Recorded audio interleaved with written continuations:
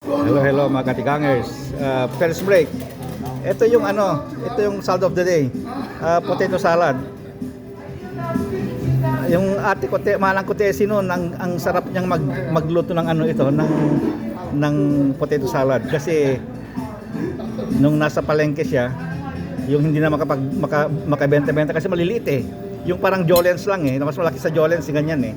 Eh sa atin hindi masyadong mabibili yon. Hindi kagaya rito.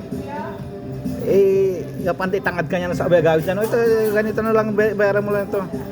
Kaya yung maliliit na ganyan, ayun ang linuluto niya na potato salad. Ang sarap.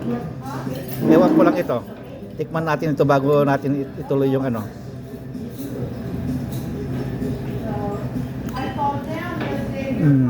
Masarap din. At saka ito, lahat yan, yung crotons, yung dried cranberry, yung ano yan eh, sunflower seeds yan eh.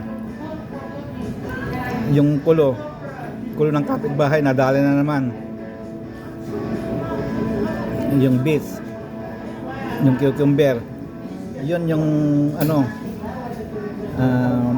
buto ng kalabasa yata. Kalabasa. Ito yung peking lungboy. Yan, olive. At saka yung itlog mo, andiyan yung itlog mo. Itlog natin lahat. Panulak natin ay taso na taso iya danyo kabulon. Ayan. Walang anuman yan. Okay, bye-bye mga katigangers.